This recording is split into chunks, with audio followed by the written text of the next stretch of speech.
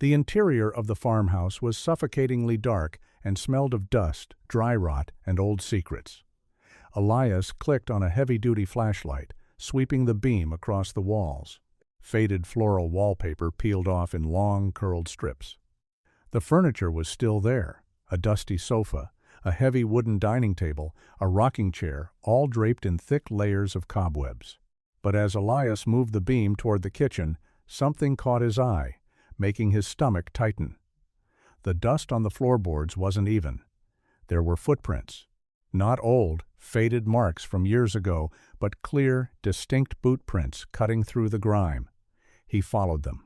They led from the back door to the center of the kitchen, paced around the room in tight circles, and then disappeared back outside. On the windowsill above the rusted sink, Elias found a cigarette butt. He picked it up. The paper was still relatively clean, not yellowed by decades of sitting. Someone had been inside this house. Recently. And they had been waiting. The auctioneer's gavel had practically been ordered. Elias spent the evening sorting through his tools, separating the ones he could sell from the ones he would leave behind. The rusted wrenches, the dull saws, the grease-stained rags, each held a memory of a time when this farm had life. He threw a heavy wrench into a cardboard box, the metallic clatter echoing in the empty barn. It was over. He had failed his father, who had worked this land before him, and he was failing Lily now. As he carried a box toward his battered pickup truck, he noticed the mail carrier's ancient sedan kicking up a trail of dust down the long, rutted driveway. The carrier didn't even stop to talk, just shoved a thick, beige envelope into the crooked mailbox and sped off, eager to escape the aura of defeat that hung over the property. Elias walked down the driveway, the gravel crunching under his worn boots. He pulled the envelope out. The return address belonged to a law firm in a city 300 miles away. The name meant nothing to him. Inside the kitchen, under the dim, flickering light of a single bulb, Elias tore the envelope open. The paper was thick, expensive, the kind of paper that usually meant bad news from a creditor. But the words on the page didn't demand money. They offered it, or rather, they offered land. Elias squinted at the legal jargon, his exhausted mind struggling to process the sentences. Inheritance. Estate of Silas Thorne. Transfer of deed. Silas Thorne was a name he hadn't heard since he was a child, a distant great-uncle who was the black sheep of the family, rumored to have gone mad living in the mountains up north. According to the letter, Silas had passed away, and as the last surviving blood relative, Elias was the sole beneficiary of his estate. 40 acres of farmland in the remote, heavily forested region of Blackwood County. Elias read the letter 3 times. His heart, which had been a lead weight in his chest for months, gave a sudden, painful thud. 40 acres. It wasn't money, but it was earth. It was a lifeline thrown into the abyss. Packing took less than a day because they had almost nothing left to take. Elias loaded their clothes, some canned food, Lily's small box of toys, and his essential tools into the rusted bed of his 1,998 Ford F-150. As he turned the key, the engine coughed, sputtered, and finally roared to life, a small victory in a week of defeats. He didn't look back as they drove away from the dead farm. He couldn't. The drive to Blackwood County took 10 grueling hours. The landscape shifted dramatically as they traveled north. The flat, dead plains gave way to rolling hills, and then to towering, imposing mountains choked with dense, dark pines. The air grew cooler, heavier, carrying the scent of damp earth and decaying leaves. Lily pressed her face against the passenger window, her eyes wide as the trees seemed to close in around the winding 2-lane highway. "Is it a big house, Daddy?" she asked softly. Elias gripped the steering wheel, his knuckles tight. "I don't know, sweetie, but it's ours. That's what matters." He prayed to a God he hadn't spoken to in years that this wasn't another trap. They arrived in the town of Oakhaven, the nearest settlement to the 40 acres, just as the sun began to dip below the jagged mountain peaks. The town looked like it had been trapped in amber since 1985. A single blinking yellow traffic light hung over the main intersection. The storefronts were weathered, their paint peeling like sunburned skin. Elias pulled into the parking lot of a small, neon-lit diner to ask for directions. The bell above the door jingled sharply as they walked in. The diner was half full of locals men in heavy flannel and worn denim, women with tired eyes and deep lines etched into their faces. The moment Elias and Lily stepped inside, the low hum of conversation abruptly ceased. Forks paused halfway to mouths. Eyes turned, locking onto the strangers with an intense, unblinking suspicion. Elias swallowed hard, pulling Lily a little closer to his leg. The silence was thick, oppressive, and entirely unwelcoming. He approached the counter, where an older waitress was wiping down the laminate surface with a gray rag. "Excuse me," Elias said, his voice sounding too loud in the quiet room. "I'm looking for the old Thorn place. Off Miller's Ridge Road?" The waitress stopped wiping. Her hand froze on the rag. She looked up, her eyes dropping to Lily, then back to Elias. The color seemed to drain from her already pale face. "You don't want to go up there," she said, her voice a low, raspy whisper that barely carried over the hum of the refrigerator. "Why not?" Elias asked, trying to force a polite smile. "I just inherited the deed." The diner grew even quieter, if that were possible. A man in the corner booth slowly stood up, leaving a half-eaten burger on his plate, dropped a $5 bill on the table, and walked out without a word. The waitress leaned in, her breath smelling of stale coffee. "Listen to me, mister. I don't care what pieces of paper you got. That land is bad. It's cursed, it's rotten, and it doesn't want anyone on it. Turn your truck around and go back where you came from." Elias bristled. "I have nowhere to go back to." He turned and walked out, the silence following him out the door. The directions Elias had printed from the library map were barely accurate. Miller's Ridge Road was less of a road and more of a suggestion, a rutted, overgrown dirt path that wound steeply up the side of a mountain. The truck's suspension groaned in protest as they bounced over deep washouts and exposed roots. The trees here grew thick and twisted, their branches interlocking overhead to block out the remaining twilight, plunging the road into a premature, eerie darkness. Finally, after miles of bone-rattling driving, the trees broke. Before them lay the 40 acres. Elias killed the engine, and the silence of the mountain crashed down upon them. It wasn't a peaceful silence. It was heavy, expectant. The farmhouse stood at the top of a slight rise. It was a 2-story Victorian-style structure, its white paint peeled away to reveal gray, rotting wood beneath. The windows were dark, staring out at the land like empty eye sockets. A crooked, rusted mailbox sat at the end of the drive, the name Thorn, barely visible beneath years of grime. Elias felt a cold sweat break out on the back of his neck. He stepped out of the truck, his boots hitting the dirt. As he walked toward the house, he looked down at the fields. It was the soil that struck him first. As a farmer, Elias knew dirt the way a musician knows notes. This dirt was wrong. In some patches, it was pale, dusty, and entirely devoid of nutrients, dead as ash. But merely a foot away, the soil would suddenly turn unnaturally black, rich and spongy, almost looking like it was bleeding moisture. It made no agricultural sense. He walked further, noticing the remnants of wooden fences. They weren't just neglected and fallen from time. The thick oak posts looked as though they had been violently splintered, snapped in half by massive force, or deliberately chained and pulled from the earth. Someone had wanted this property entirely open, entirely undefended. The air here was stagnant, carrying a faint metallic odor, like copper coins left out in the rain. Elias reached the porch, the wooden steps groaning under his weight, and pushed open the heavy oak front door. It wasn't locked. The interior of the farmhouse was suffocatingly dark and smelled of dust, dry rot, and old secrets. Elias clicked on a heavy-duty flashlight, sweeping the beam across the walls. Faded floral wallpaper peeled off in long, curled strips. The furniture was still there, A dusty sofa, a heavy wooden dining table, a rocking chair, all draped in thick layers of cobwebs. But as Elias moved the beam toward the kitchen, something caught his eye, making his stomach tighten. The dust on the floorboards wasn't even. There were footprints. Not old, faded marks from years ago, but clear, distinct boot prints cutting through the grime. He followed them.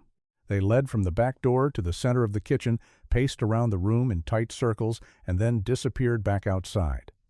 On the windowsill above the rusted sink, Elias found a cigarette butt. He picked it up. The paper was still relatively clean, not yellowed by decades of sitting.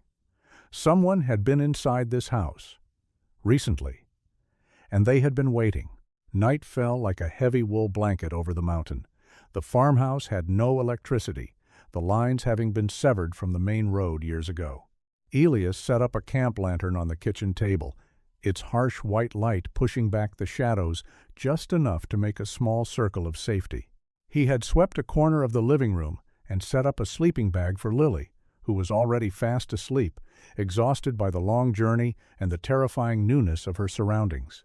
Elias sat in the dark kitchen, a loaded .1-2 gauge shotgun resting across his lap. He didn't know who had been in the house or what the townspeople were so afraid of, but the instinct to protect his child overrode his own exhaustion. The wind began to pick up outside, whistling through the cracks in the old window frames. It sounded like a low, mournful human sigh. He stared into the darkness beyond the glass, his eyes straining against the blackness of the tree line. He was perfectly awake, his adrenaline pumping a steady rhythm in his ears. It started around 2 in the morning. Elias was half dozing when a sound snapped him fully awake. It wasn't the wind, and it wasn't the settling of an old house. It came from outside, somewhere in the fields. Thump, thump, thump. It was a rhythmic, heavy sound, like a massive mallet striking the earth. He stood up slowly, gripping the shotgun tightly, his knuckles aching. He crept to the back door and pressed his ear against the cold wood. The thumping stopped. Then came a new sound. A sharp, metallic clink, the sound of steel hitting stone.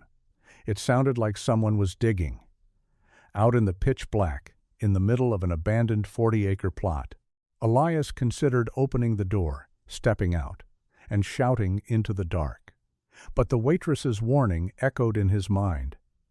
That land is bad. It doesn't want anyone on it. He swallowed his bravado. He checked the deadbolt, made sure it was thrown tight, and spent the rest of the night sitting with his back against the door, the shotgun leveled at the wood. When the morning sun finally broke over the ridge, casting long, pale shadows across the overgrown grass, Elias stepped outside. The crisp mountain air did nothing to clear the fog of dread in his mind. He walked toward the side of the house where he had parked the truck. His heavy iron post-hole digger, which he specifically remembered leaning against the tailgate, was gone. He panicked for a moment, scanning the area. He found it 50 yards away, standing straight up, driven deep into the center of one of the patches of unnaturally black soil. He pulled it out. The metal was freezing cold, despite the morning sun. He walked toward the large red barn, sitting 50 yards from the main house. When they had arrived yesterday, he had noticed the heavy iron padlock securing the sliding double doors. Now, the padlock hung open, dangling from the hasp. The heavy doors were pushed apart just a few inches, creating a dark vertical slit that seemed to stare back at him. Someone was playing a game, and Elias was losing his patience. Elias decided the best way to fight the fear was with labor. If he was going to make this place a home, he needed to fix it. He started in the kitchen, the heart of the house. The floorboards near the old cast-iron sink were severely warped and rotted from years of a slow leak in the pipes above. He grabbed his crowbar and hammer, telling Lily to stay in the living room with her coloring books. He wedged the crowbar beneath the first rotting plank and pushed down. The wood groaned and snapped with a sharp crack, sending up a cloud of ancient, foul-smelling dust. He pulled up another board, and then a third, exposing the dark, dirt-packed crawlspace beneath the house's foundation. As he cleared away a layer of loose dirt and dried mouse droppings, his crowbar struck something solid. It didn't sound like wood, and it didn't sound like stone. It was a dull, hollow clang. Elias paused, wiping sweat from his forehead. He dropped to his knees, using his gloved hands to brush away the loose earth. Buried beneath the dirt, perfectly concealed beneath the kitchen floorboards, was a square sheet of heavy, rusted metal. Elias cleared more dirt away, his heart beating a frantic rhythm against his ribs. It was a hatch. An iron ring lay flat in a recessed groove at the center of the metal square. Around the edges of the hatch, someone had poured a thick layer of industrial sealant which had dried and cracked over the decades. This wasn't a root cellar. Root cellars weren't hidden beneath floorboards and sealed shut. Elias grabbed his hammer and began chipping away at the hardened sealant. It took him nearly an hour of grueling, back-breaking work in the cramped space, the sound of metal striking metal echoing through the empty house. Finally, the seal broke. He gripped the iron ring with both hands, planted his boots on the edges of the floor joists, and pulled with all his strength. With a horrific screech of rusted hinges tearing free, the heavy metal hatch lifted open. A wave of stale, cold air rushed up from the darkness below, carrying the distinct scent of dried ink, old paper, and machine oil. Elias shined his flashlight into the hole. It was a small, concrete-lined cavity, no bigger than a small safe. There were no stairs leading down into some vast cavern. It was simply a hiding spot. Resting at the bottom of the cavity was a military-style, waterproof metal lockbox. Elias reached down and hauled it up. It was surprisingly heavy. He carried it to the kitchen table, wiping the grime from the lid. The latches were stiff, but they gave way with a loud snap. Elias threw back the lid. Inside, protected from the elements and time, lay a collection of documents. There were rolled-up blueprints, topographical maps, and a stack of leather-bound notebooks. He unrolled the first map. It was a survey of Blackwood County, dated 1982. The 40 acres were circled in thick red ink, but it was what was drawn beneath the property lines that made Elias's blood run cold. The maps weren't agricultural, they were geological. Deep beneath the topsoil, far below the bedrock, the map detailed a massive, sprawling underground anomaly. It was marked with technical terminology Elias barely understood: high-yield subterranean fissure, rare earth mineral concentration. According to the survey notes attached, the land didn't just sit on water. It sat on a motherlode of highly volatile, incredibly valuable minerals used in aerospace manufacturing. Elias opened the first leather-bound journal. The handwriting was frantic, jagged, the ink pressed so hard into the paper it almost tore through. It was his Uncle Silas's diary. October 14th, the first entry read. They came again today. Men in suits with mud on their shoes offered me triple the market value. When I said no, they stopped smiling. Elias turned the pages rapidly. November 2nd. The dogs are dead, poisoned. They think I don't know it was them. December 12th. I hear the machines at night. They are testing the perimeter. They want me to think I'm crazy. Elias sat frozen in the kitchen chair, the cold reality washing over him. The land wasn't cursed by ghosts or demons. It was cursed by greed. The town didn't avoid this place because it was haunted. They avoided it because they knew what happened to people who stayed.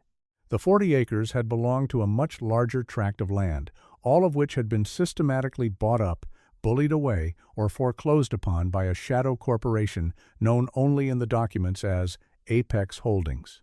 Silas had been the only holdout. He had refused to sell, and so they had made his life a living hell until his heart finally gave out. And the moment the property had transferred to Elias, the corporation had realized their problem wasn't buried yet. Elias read the final entry in Silas's journal, dated just days before his death. I hid the surveys. If they get the land, they can't get the permits, without these original geological reports.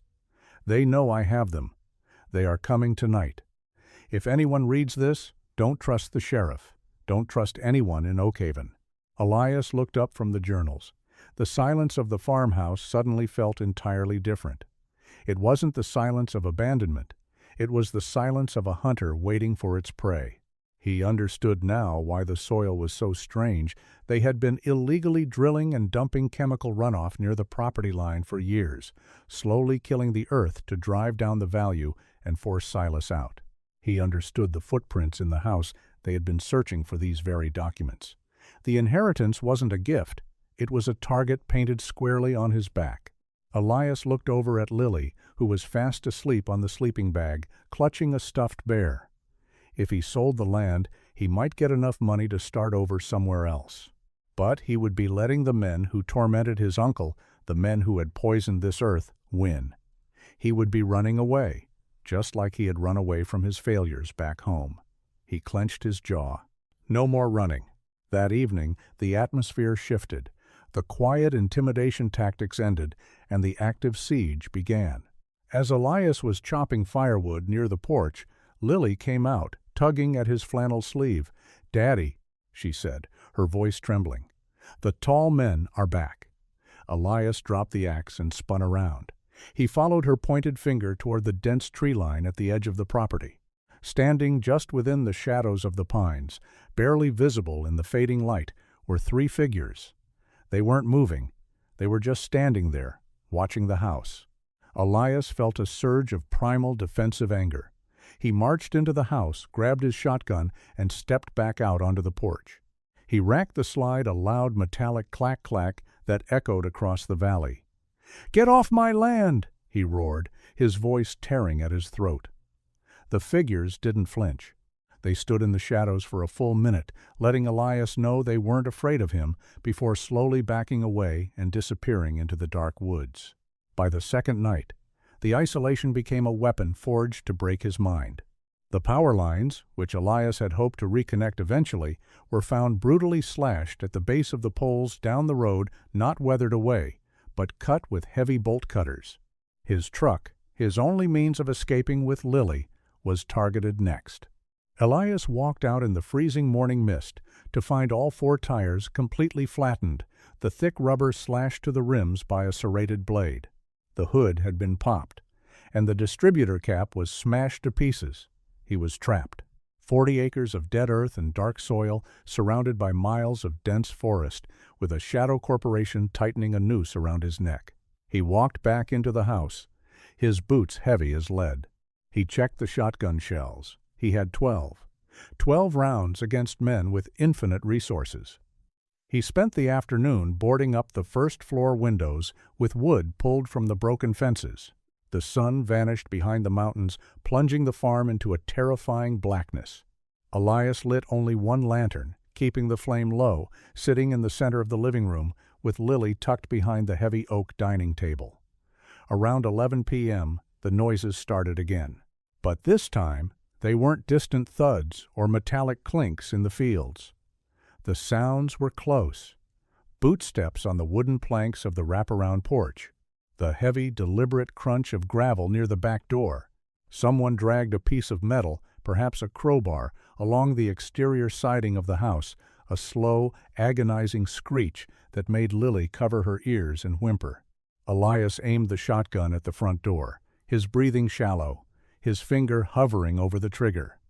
"Don't shoot through the door," he told himself. "Wait until they breach." But they didn't breach. They circled the house for an hour like a pack of wolves testing the fences, letting the psychological terror do the heavy lifting. Then, silence returned. When the morning light finally broke, Elias stepped outside, every muscle in his body aching from the tense vigil. He did a perimeter check of the house. The damage was psychological, not structural. But when he looked toward the red barn, his heart stopped. Carved deeply into the century-old wood of the heavy sliding doors, gouged out with a knife so violently that the pale wood beneath the red paint looked like exposed bone, were massive, jagged letters. They spelled out a singular, chilling promise: "Sell it or bury yourself with it." Elias stared at the words, the sheer malice of the threat radiating from the wood. They weren't trying to scare him away anymore. They were giving him an ultimatum. He thought about Silas, dying alone in that house, terrified and hunted. He thought about his ruined farm back in the Dust Bowl. They wanted to erase him, just like they had erased his uncle. Elias walked up to the barn door and ran his fingers over the carved letters. His fear solidified into a cold, unbreakable resolve. Elias knew he couldn't survive a siege indefinitely. Not with Lily in the house. He needed to get the documents out. He needed leverage. He left Lily hidden in the secure crawl space beneath the kitchen, handing her a flashlight and a juice box. "Do not come out until I say your name," he instructed, his voice dead serious. He took a heavy canvas backpack, shoved the lockbox of surveys, maps, and journals inside, and strapped it tight. He grabbed a mountain bike he had found in the barn, its tires dry-rotted, but holding air, and pedaled the grueling 6 miles down the rutted dirt road into Oakhaven. His legs burned, his lungs screamed, but he pushed forward. He rode straight to the sheriff's department, a small brick building at the end of the main street. He burst through the doors, out of breath, demanding to see Sheriff Miller. The deputy at the front desk looked up, entirely unsurprised, and slowly pointed to the back office. Sheriff Miller was a large, heavy-set man with eyes that looked everywhere except directly at Elias. "Sheriff, I have men trespassing on my property, destroying my vehicles, and threatening my life," Elias said, slamming his hands on the desk. Miller sighed, leaning back in his creaking leather chair. He didn't ask for a description of the men. He didn't reach for a notepad. "Elias, isn't it?" Miller said smoothly.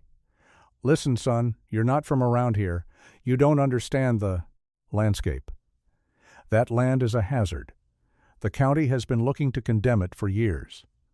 Now, I hear a certain development group is willing to offer you a very generous buyout. You take that money, you pack up your little girl, and you go start a nice life somewhere sunny." Elias stared at him, the realization dawning in sickening clarity. "Don't trust the sheriff," his uncle had written. Miller was on the payroll. "They're poisoning the groundwater," Elias said quietly. "And you're letting them." Miller's face hardened. "Take the money, Elias, because if you don't, I won't be able to protect you." Elias didn't argue. He turned and walked out of the station. He now knew the absolute truth. He was entirely alone. There would be no sirens coming to his rescue, no legal injunctions filed in time to save his life. It was just him, a shotgun, and the undeniable truth buried in his backpack. He stopped at the town's small post office. He took the original surveys, the maps, and Silas's journals, and he placed them into a large padded envelope. He addressed the package to the State Environmental Protection Agency headquarters in the capital, and a second copy to the largest investigative newspaper in the state. He paid for overnight certified mail. As the clerk stamped the envelopes and dropped them into the secure bin, Elias felt a dark, triumphant smile cross his face. The fuse was lit. It was only a matter of surviving until the explosion. He rode the bike back up the mountain, his mind sharp, preparing for the war that would inevitably arrive at his doorstep that night. He returned to the farm and pulled Lily from the crawl space. He spent the remaining daylight hours turning the farmhouse into a fortress. He dragged the heavy oak dining table against the front door. He smashed empty glass bottles and spread the jagged shards across the porch beneath the windows. He set up tripwires using old fishing line and tin cans filled with rusty nails, stringing them across the main approaches to the house. As the sun dipped below the horizon, casting blood-red streaks across the sky, the air grew terrifyingly still. Even the crickets were silent. Elias sat in the dark living room, the shotgun resting on his knees. At 9 p.m., the silence broke. The sound of heavy diesel engines echoed up the mountain. Elias peered through a crack in the boarded-up window. 3 black, heavy-duty SUVs with tinted windows rolled up the driveway, their headlights cutting through the darkness like predatory eyes. They didn't park at the tree line this time. They pulled right up to the front yard. The doors of the SUVs opened simultaneously. 5 men stepped out. They weren't wearing masks, and they weren't trying to hide. They wore heavy work boots, dark jeans, and expensive jackets. They carried crowbars, heavy steel pipes, and one man held a suppressed pistol casually at his side. A sixth man stepped out of the lead vehicle. He wore a sharp, tailored suit that looked entirely out of place in the mud and dirt. He was the fixer. He walked to the front of the vehicles, standing in the glare of the headlights, and pulled out a megaphone. "Elias," his voice boomed, artificial and metallic. "We are done playing games. You have 5 minutes to come out with the deed, sign the transfer paperwork, and walk away. If you do, we will drive you and your daughter to a hotel, and you will be wealthy men. If you don't, this old house is going to suffer a terrible electrical fire, and tragically, you won't make it out." Elias stood up. His hands weren't shaking. The fear that had plagued him for years, the fear of the bank, the fear of failing, the fear of the unknown, was completely gone, burned away by absolute righteous fury. He pushed the heavy oak table aside with a grunt of effort. He unbolted the front door, kicked it open, and stepped out onto the porch, stepping carefully over the broken glass. He held the shotgun leveled straight at the man in the suit. "Stop right there!" Elias shouted, his voice ringing with authority. The men with the crowbars took a step forward, but the fixer raised a hand, stopping them. The fixer smirked. "A shotgun against 6 men? You're a farmer, Elias, not a soldier. Put the gun down and sign the paper." Elias didn't lower the barrel. "I don't need to shoot all of you," Elias said loudly, his voice echoing in the night air. "I just need to tell you about the mail I sent today."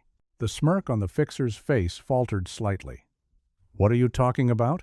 Elias took a deep breath. "Silas's lockbox, the floorboards in the kitchen. I found the geological surveys, the water contamination reports, the original mineral stakes. I know exactly what's under this dirt, and I know exactly what Apex Holdings has been doing to get it." The fixer's face drained of color. "You're bluffing. We searched that house." "You didn't search deep enough?" Elias spat back. "At 2 p.m. today, I mailed the original unredacted documents to the state EPA, the Federal Bureau of Land Management, and the state's biggest newspaper. Certified overnight delivery.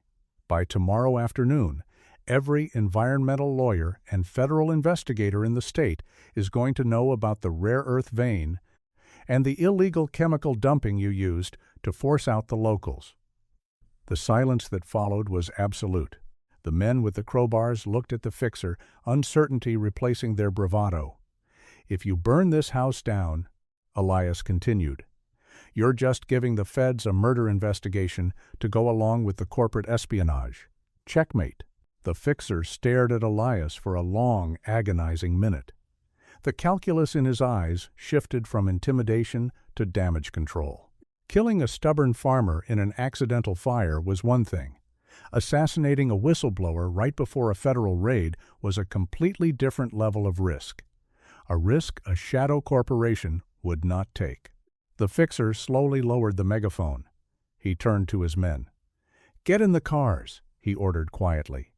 The goons hesitated, then lowered their weapons and climbed back into the SUVs.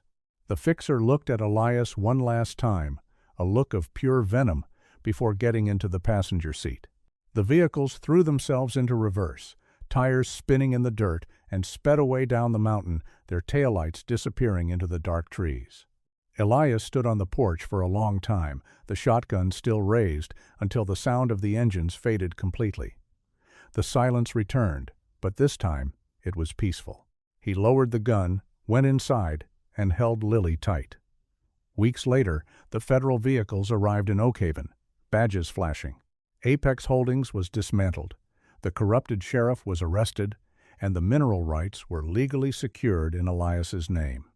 He walked out to the fields the next spring, holding a handful of the soil. It was his, and for the first time in his life, he was ready to plant roots that would never be torn up.